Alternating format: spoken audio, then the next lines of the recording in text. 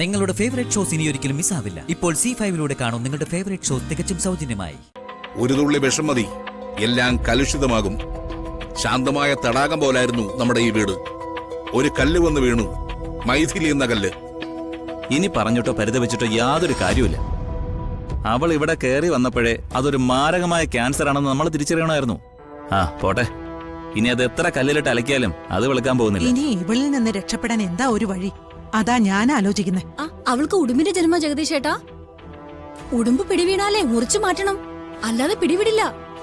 മാലതി, അത് നീ എന്നെ സന്തോഷിപ്പിക്കാൻ വേണ്ടി പറഞ്ഞാണെന്ന് എനിക്ക് നന്നായിട്ടറിയാം. എന്തിനാ എന്നെ സൂചിപ്പിക്കാൻ വേണ്ടി ഒരു സംസാരം? നിനക്ക് സ്വന്തമായിട്ട് അഭിപ്രായമൊന്നുമില്ലേ? അത് നിന്റെ മൗലിക അവകാശമല്ലേ? നീ ആ മൈഥിലിയെ സപ്പോർട്ട് ചെയ്തോ? എനിക്കോ എന്റെ വീട്ടുകാർക്കോ യാതൊരു കുഴപ്പമില്ല. അയ്യോ ജഗദീഷേട്ടാ, അത് പിന്നെ ദയവായിട്ട് ഞങ്ങളെ ചിരിച്ചുകൊണ്ട് കഴുത്തറക്കരുത്, അത്രേ ഉള്ളൂ.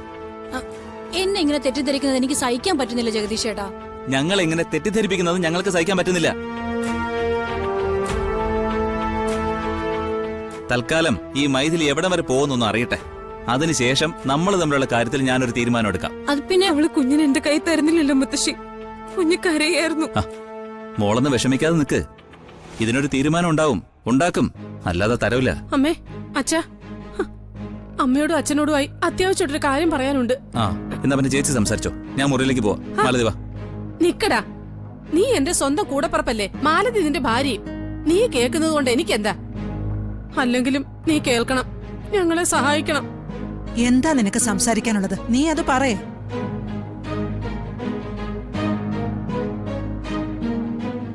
കാര്യം എന്താണെന്ന് നീ തുറന്നു പറ മോളെ. നീ പറയാതെ ഞങ്ങൾ അറിയൂ. ദുബായിന്ന് രാമേട്ടൻ വിളിച്ചിരുന്നു.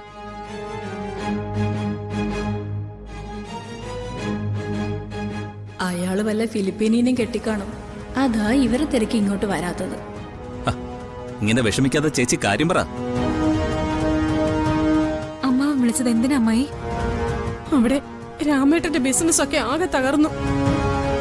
ഇടയ്ക്കിടയ്ക്ക് അവന്റെ ബിസിനസ് പൊട്ടുന്നതൊരു പതിവാണല്ലോ, അതിലിപ്പോ പുതുമയൊന്നുമില്ല. മറ്റൊരാളുടെ ഫോണിൽ നിന്ന് എന്നെ വിളിച്ചത് തന്നെ. അവിടെ അയാള് വല്ല ഒപ്പിച്ചു കാണും. ഉടനെ അയാള് പോലീസ് പിടിയിലാവും, അവരെടുത്ത് ജയിലിലൂടും. അങ്ങനെ മനസ്സിന് ആശ്വാസമുള്ള ഒരു ന്യൂസും കേട്ടു. ഞാൻ എന്ത് വേണമെന്നാ മോള് പറയുന്നേ? ഉടനെ ഒരു 3 കോടി രൂപ രാമേട്ടന് കൊടുത്തേ പറ്റൂ.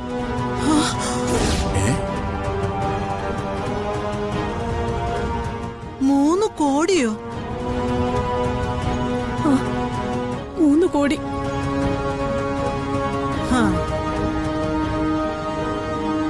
അമ്പട പൊളുസു. അത് നാളെ തന്നെ അയച്ചു കൊടുക്കണമെന്ന് രാമേട്ടൻ പറഞ്ഞത്. നാട്ടില് വിശ്വസ്തനായ ഒരാളുണ്ട്, അയാളെ ഏൽപ്പിച്ചാ മതി. അയാൾ അവിടെ കൈമാറ്റം ചെയ്തോളും.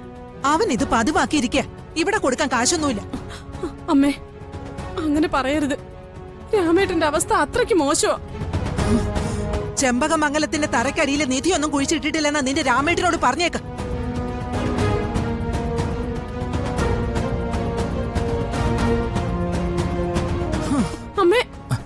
അമ്മേ, എല്ലാരും ഗൾഫില് ബിസിനസ് നടത്തുന്നത് കാശ് ഉണ്ടാക്കാനാ. ഈ രാമേട്ടൻ ബിസിനസ് നടത്തുന്നത് കാശ് കളയാനാ. ഡൗൺലോഡ് ചെയ്യൂ C5 ആപ്പ്. കാണൂ എല്ലാ എപ്പിസോഡുകളും സൗജന്യമായി.